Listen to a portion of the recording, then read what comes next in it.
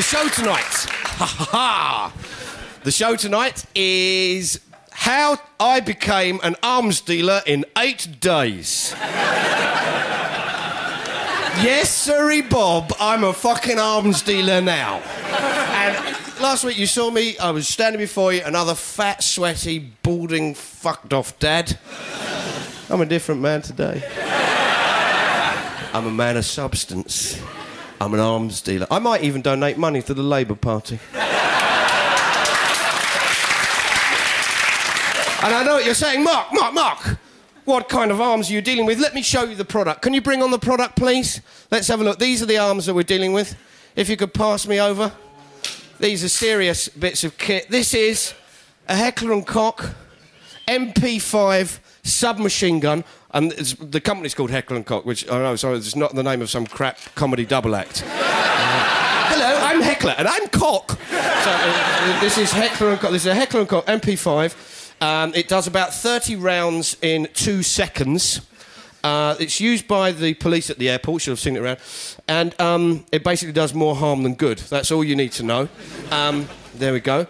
Heckler & Koch, I should explain, is a German company that is owned by Royal Ordnance, who in turn are owned by BAE Systems, who used to be British Aerospace. So the company that made that gun, ultimately, is a British-owned company. Did you see that? Did you see that other week? Everyone was getting upset, or the government were getting upset, because the Israelis used British-purchased Chieftain tanks in the illegally occupied territories on the Palestinians. And all the British press was terrible, terrible, and the politicians, dreadful. What did you fucking think they were going to do with them?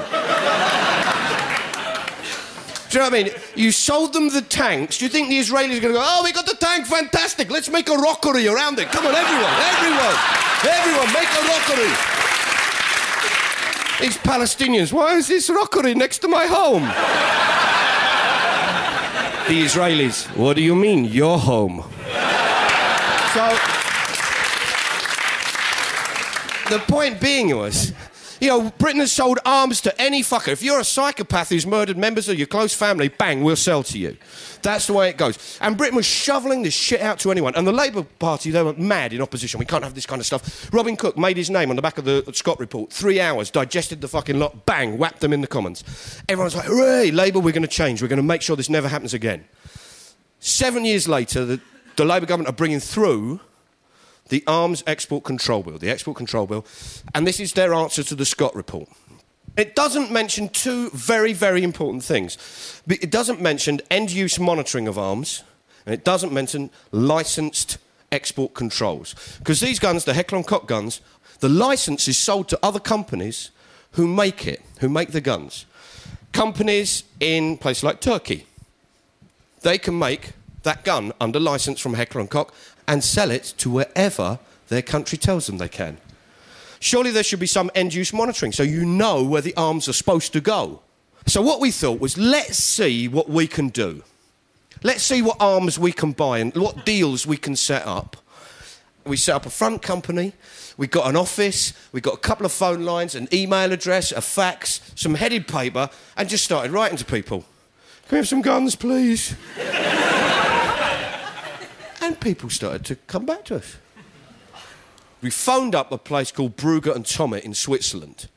And what we wanted to do was to phone them and try and get some of these Heckler & Koch guns, because Brugger and Tommet are an agent and a distributor for Heckler & Koch. And they do it in Switzerland. They're a Swiss company. And we went to Brugger and Tommet because basically we'd heard that Switzerland's export controls were very lax. And we thought, let's see if we can get some Heckler & Koch submachine guns out of Switzerland. Let's try and get them into a place that Britain wouldn't sell to, like Algeria. So we go to Switzerland, get in touch with Brugger and Tommet, say hi. We said, can you help us get the guns to Algeria? And they said, oh, well, we might be able to quote, but you know, the laws have changed. They've changed, in fact, today. We said, oh, have they? Yes. So the laws have changed, and, you know, you need a lot of paperwork, and, well, can you quote for the guns to go to Algeria? Yeah, sure, okay, maybe we'll do, yeah, sure. And we waited and waited. Nothing came in. So we sent out some other letters to the factories, the arms factories and companies in Turkey, MKEK, which is state-owned, Pakistan Ordnance Factory, state-owned again, and the Iranian defence factories, state-owned. And we sent off asking for guns, machine guns, and thought we'd change it. We won't ask for Algeria. We'll try and get them into Zimbabwe. Because there's an EU sanctions policy on it, and you're not allowed to sell. So if, Heckler and Koch licensed gun will be going into a country which Britain couldn't legally sell them into. We get a fax back from MKEK, the Turkish defence people, and they say, yeah, we'll sell you Heckler & Koch MP5 submachine guns for Zimbabwe, and we'll sell it to you for $850 per gun. There's a quote. MKEK, they're $850. They're doing the A3, MP5 A3 version, which is with a removable butt stock, I think. No, it's very technical in the world of arms.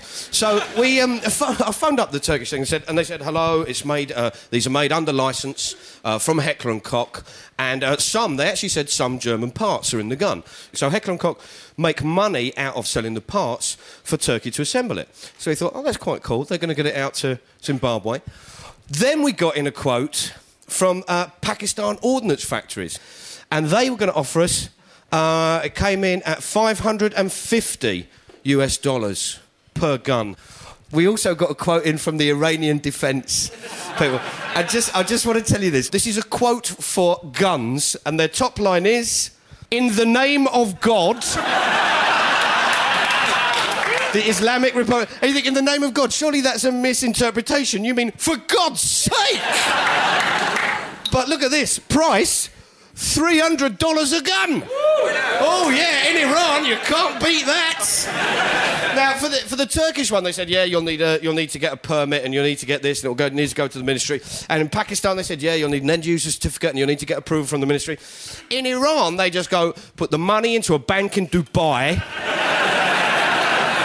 We'll give you the guns. We're dealing with the Peckham End here.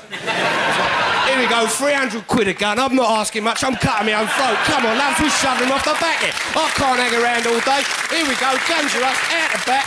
Oi, missus, of course it's fucking Chanel. It says so on the label. But the weird thing was, Pakistan, we phoned up the Pakistan Ordnance Factory and said, listen, I'm very impressed by the price, but the client needs to be reassured of the quality. First time we've dealt with POV.